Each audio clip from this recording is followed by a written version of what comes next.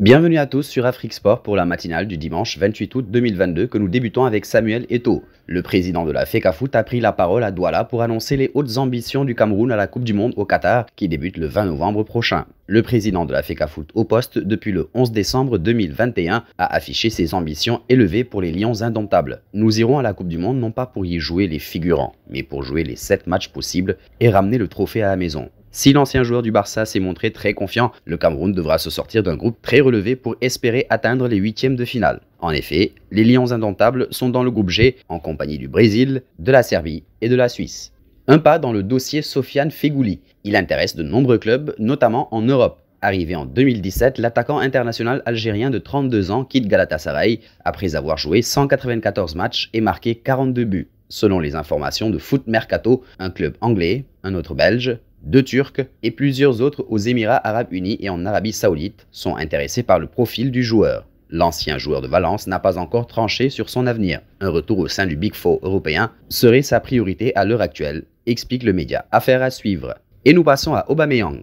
Arrivé libre de tout contrat en janvier dernier, Pierre-Emerick Aubameyang pourrait déjà quitter le FC Barcelone cet été. Annoncé depuis plusieurs jours dans le viseur de Chelsea, l'attaquant gabonais a même d'ores et déjà trouvé un accord avec les Blues. Oui mais voilà, prêt à enflammer cette fin de mercato estival, Manchester United a décidé d'entrer dans la danse. En quête d'un renfort offensif, les Red Devils galèrent actuellement à faire signer l'ailier de l'Ajax, Anthony, et pourraient donc se rabattre sur le natif de Laval. Si Pierre-Emerick Aubameyang donnerait lui sa préférence aux Blues de Thomas Tuchel avec qui il entretient une bonne relation depuis son passage chez les Marsupiaux, la formation mancunienne est prête à tout pour faire capoter ce deal et empocher la mise. Parlant du dossier Aubameyang, restons au Barça. Alors que Jules Koundé est arrivé il y a plusieurs semaines au FC Barcelone, le défenseur central français n'a pas encore joué le moindre match officiel avec le club catalan car la formation espagnole ne pouvait plus enregistrer de joueurs en raison de sa masse salariale conséquente. Cependant, une bonne nouvelle voit le jour dans ce domaine. En effet, le défenseur central du Barça va enfin pouvoir disputer ses premières minutes en Liga avec Barcelone car il a été enregistré par le club catalan. L'ancien joueur des Girondins de Bordeaux pourrait même connaître sa première titularisation avec le club catalan demain contre Valladolid.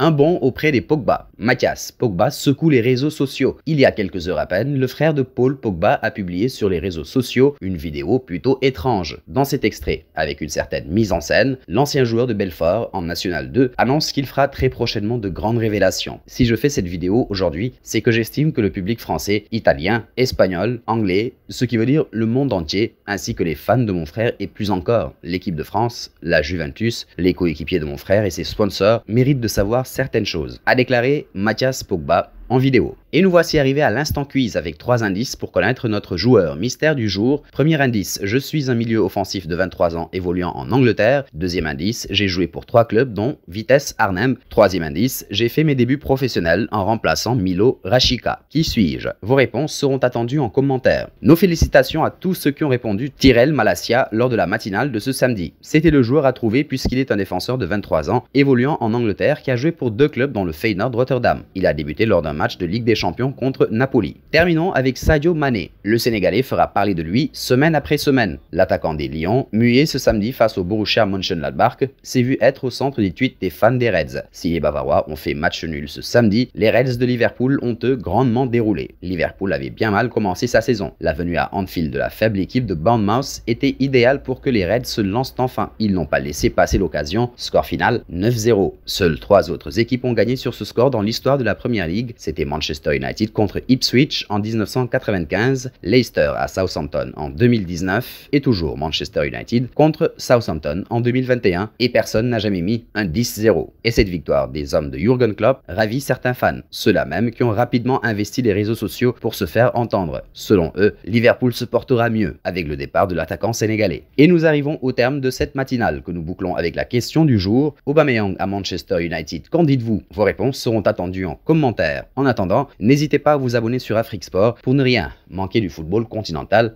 et international.